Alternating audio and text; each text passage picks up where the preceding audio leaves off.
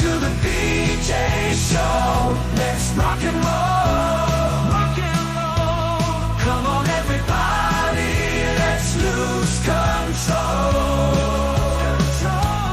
Brad and John, they're the ones to follow. Yeah, ready for the ride. It's the BJ Show. BJ Show. It is the BJ Show. Today's date is the 26th of August. The reason I mention that is because a lot of people listen to the show live. You know today's date of August 26th. But those of you listening in the future on bsshow.co or bsshow.us, which is our podcast and our our video podcast page, in order, we may want to know the reference for what we're talking about that particular day. Right, John Combest? You're exactly right, Brad Hildebrand. And from the get-go, I have a correction to make. I misspoke yesterday. I misspoke Info Dude, Mike Otten's information. I said that Steak and Shake was 1 year older than Cracker Barrel. I was incorrect. I don't know what I was reading. He had it correct. I read it wrong. Steak and Shake is much older than Cracker Barrel. Matter of fact, Steak and Shake is 99 years old. Or I think it's like 99, 89. It goes back into the 30s. Long time ago. So, that's the story, and I made a mistake on that. Now, speaking of that, John, I will ask you right before we get going, you're a connoisseur of attractive women, right? Wow, Brad, that's an aggressive statement. Sure. I mean, depends on what you consider connoisseur. Why would... I mean, are you asking if I've sampled off the menu of various genres? No. Sure. I'm just asking you a hypothetical question. Yeah, I'd love to hear a hypothetical. Why would a seemingly attractive woman wear Army GI birth control goggles, meaning ugly, black, thick-rimmed glasses? Why would an attractive woman do that, John? I don't understand that. Can you explain that to me? I'll tell you exactly why. I think if she is super attractive, objectively, she would do it to prove a point of, I can wear these and men will still want me. Now, I'm guessing it probably has to do with I don't know the person that you're referring to, but I'm guessing if a woman is super hot, she can wear goofy clothes just to prove the point men will still adore me.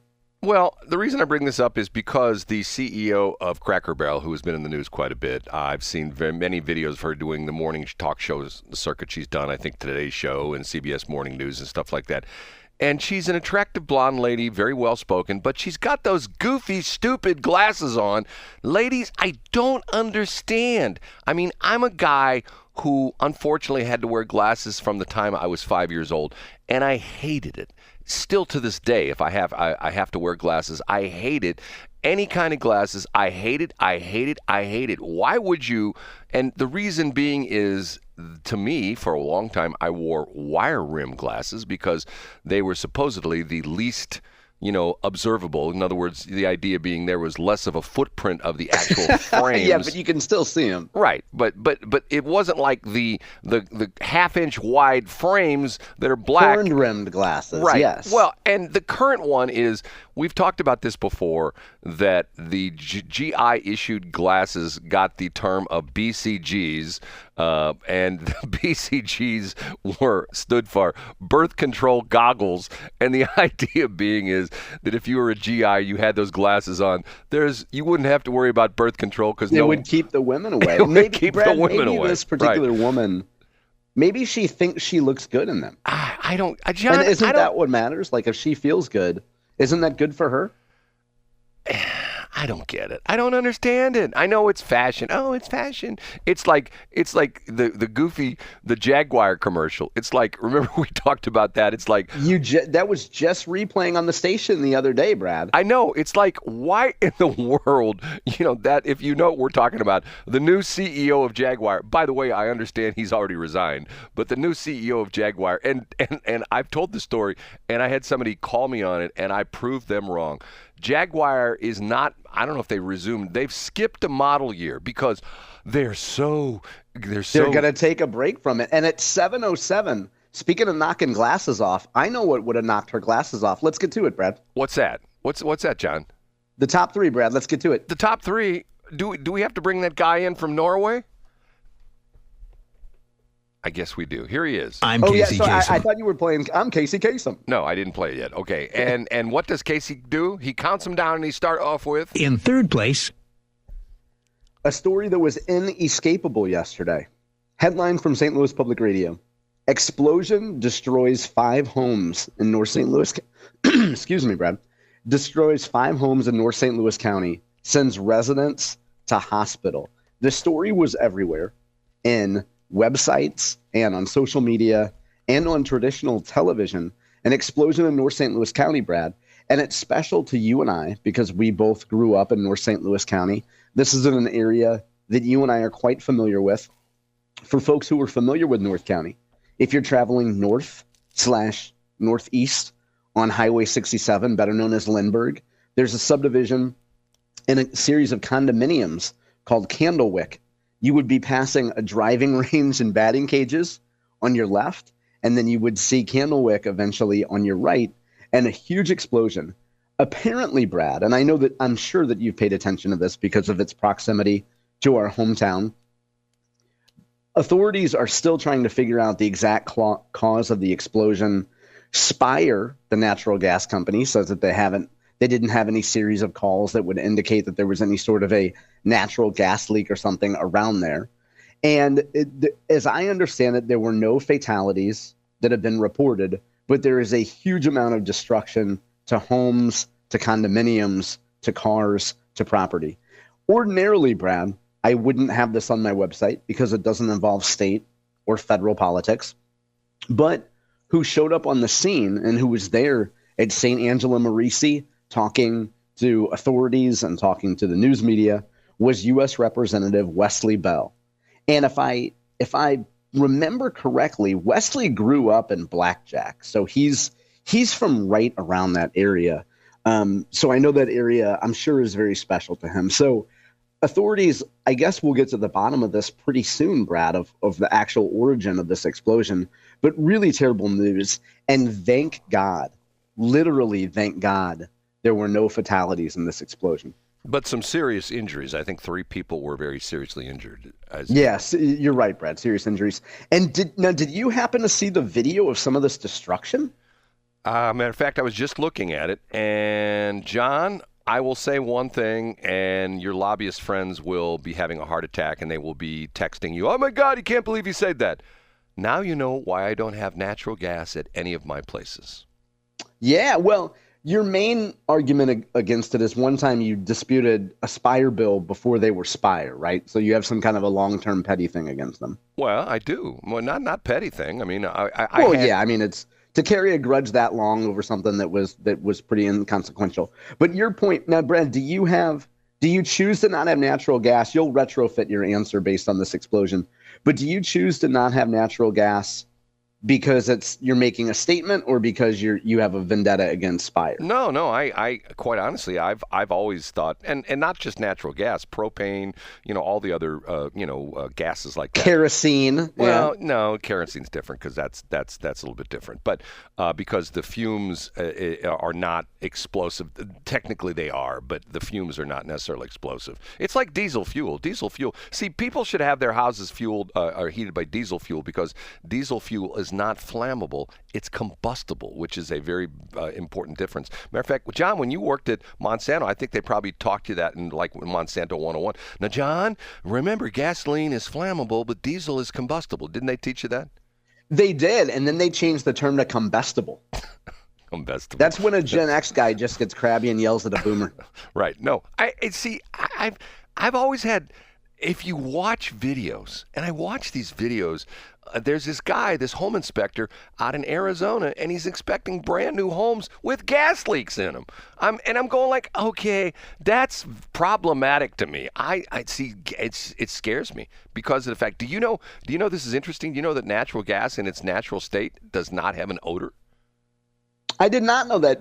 So what causes the odor that people assume is natural gas? They put the odor in there so that you can detect the leak. Wow, Brett, I did not know that. That's interesting. Yes. So the gas company itself puts it in there so that you're more likely to detect a leak. Yes, because Wow, that's amazing. right, and to the point where that's what they do. So if you smell that smell, that oh my God, it's a gas leak. I'm an electric kind of guy, and it's interesting because of the fact that I have something to talk about. Speaking of natural gas, which was someone sent me something from yesterday, which is going to be in my top 3, which involves natural gas. How's that, John? Ooh, I can't wait for it, Brad. Okay, you ready for number 2? Yeah, let's give it to us. Up a notch to number 2. You started today with a correction about Cracker Barrel and Steak and Shake. I have a correction on something I misspoke about late in the last school year. Let me think. Yeah, late in the last school year, which would have been May, / early this summer, which would have been early June, when we talked about the cell phone ban. And here's what I said wrong, Brad. I said that the cell phone ban would not start until next year. So I took that to be 2026. But Brad, I was wrong. And a number of articles lately have pointed out folks talking about the cell phone ban. And I've been remiss in pointing out that I was wrong about the cell phone ban, that it started this school year.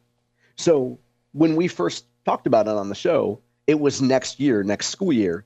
But this school year, of course, has already begun, 2025 to 2026. I just think that's an important distinction, and I want to acknowledge that I was incorrect about that. Today, MissouriNet, the MissouriNet, as the late, great Steve Walsh used to say, the MissouriNet has a piece up from Mexico High School, which talks about, what's the early indications? As you might expect, Brad, the superintendent of the Mexico School District says, hey, there's a little growing pains about it. Kids are addicted to their phones, but pretty much it's going to be good for them. They're going to be able to concentrate. However, the Mexico High School senior class president, her name is Eva Herron, Herron. She says that she doesn't like so much the fact that you got to put your phones away on your own time, Brad, in the lunchroom. And she says, lunch is like my break of the day. And, they're taking away like my phone during my break. My mom, she texts me all the time. She doesn't like that I can't have it at lunch or during passing periods.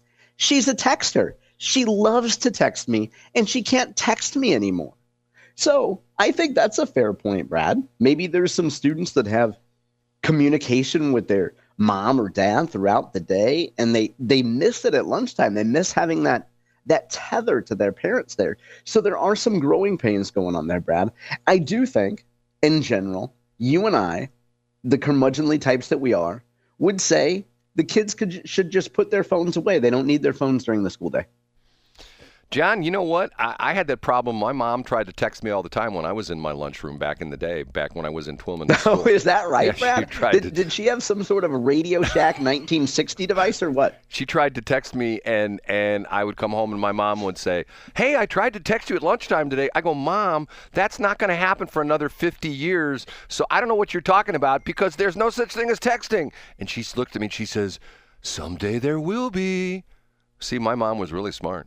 She was on it. What would you expect from someone that worked right off the rotunda at Kirby Junior High? Do you know they moved the library? John, did you know that? I do. Yeah, we talk about this probably every 6 months, Brad. They moved the library. Okay, is it time for number 1? Yeah, you're going to love this one. The number 1.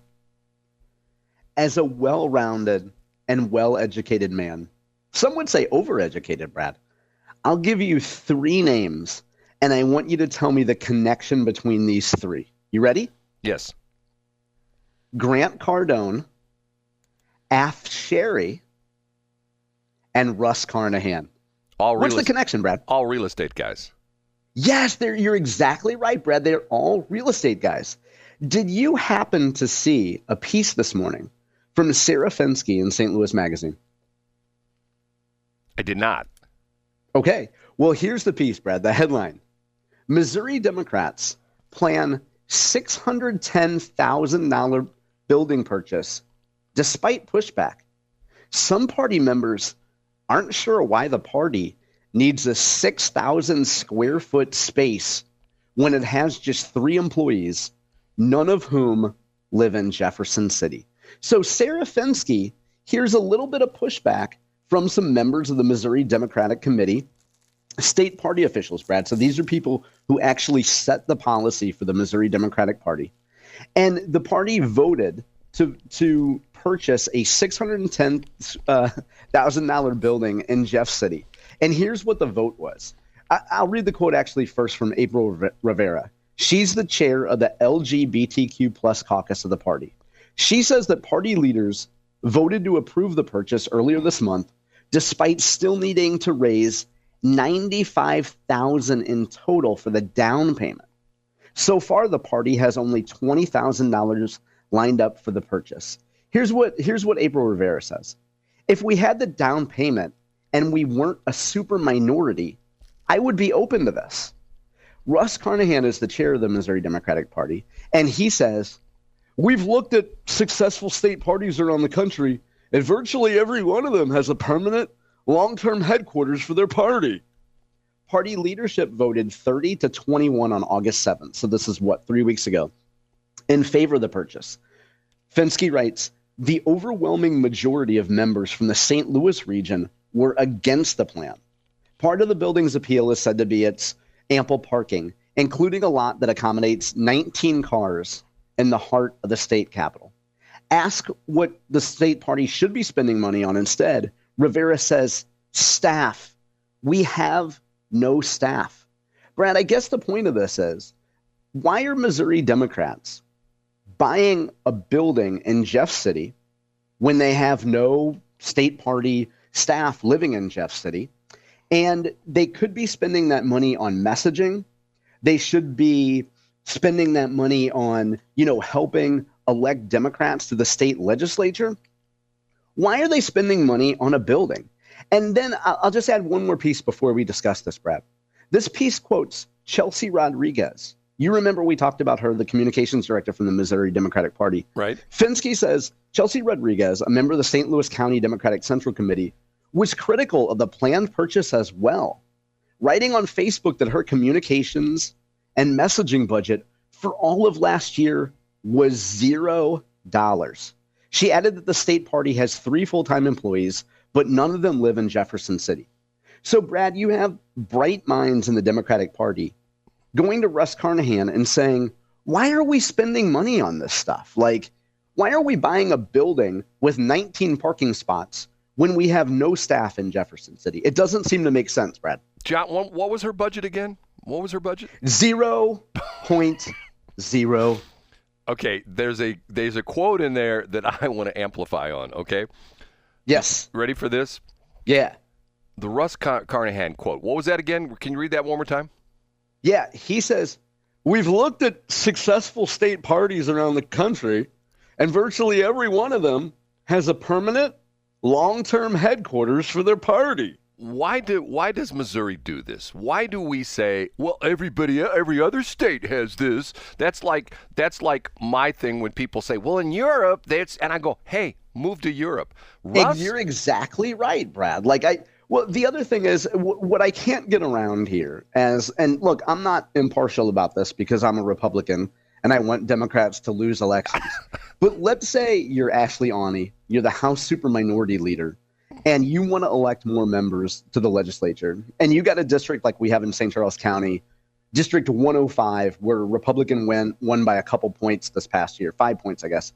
If you're Ashley Aune, you're like, why are we spending this money on a building that we might use minimally when we could take that money and elect more Democrats to the legislature? We could spend money on staff and getting people out to vote and all this other stuff. What I don't get, Brad, is that on August, I believe it was the 11th, I have it up on my website today, you brilliantly, as you're inclined to do, Brad, you pointed out a story about PACs and PACs hiding political money and giving contributions to other campaigns. And I said, what kind of a moron thinks that combining real estate and politics as an investment or a contribution, who thinks that's a good idea? Like, you're opening yourself up to so much grift. Anyway, Brad, I don't know why Missouri Democrats are doing this. And it appears as though some sensible Democrats, some clear-thinking Democrats are pushing back and saying, what the heck are we doing here? John, there's one important point here, though. What's that, Brad? Missouri Republicans are trying to spend money on a building that's only used 8 days a year. Why would we do that? What building is that, Brad? I think it's called Arrowhead Stadium. Oh, I get it. Hey, Brad, one more observation before we go to break, okay? Okay. With this story about the Missouri Democratic Party, I went because I wanted to get Chelsea Rodriguez's title correct. I went to the Missouri Democratic Party website and I clicked on officers and staff. And Chelsea Rodriguez is no longer listed on the officers and staff page. Why is that? Did they throw her out? And she I don't know. They... But what's curious is, so Sarah Fenske, who's super thorough, you know how I feel about Sarah. She does a really good job.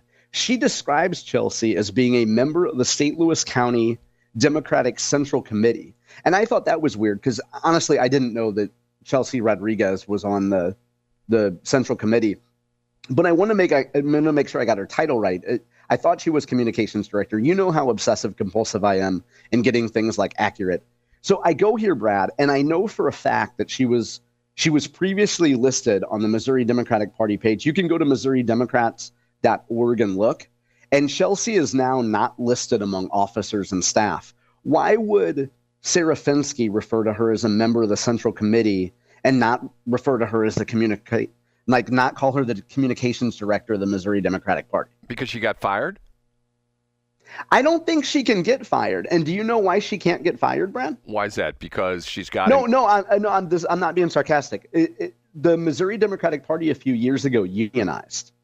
And I don't think, unless I'm mistaken, if you're Russ Carnahan, like there's probably people that serve at the pleasure of you, but like Missouri Democratic Party staff is unionized. So you couldn't fire Chelsea Rodriguez for making a valid point about a ridiculous real estate deal. Like you can't fire a unionized member for displaying good judgment, can you? I can tell you why she got fired.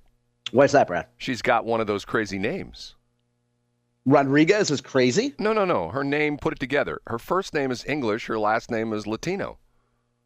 Oh, wow. That's like saying that Brad, like your first name is American and Hildebrand is German. Right. And that's why I get fired all the time. You know, simple as that. I would never fire you for my life, Brad. Right. Other people have, but that's a whole other story. Okay. We ready for the B block, which contains Brad's top three? Oh, I can't wait, Brad.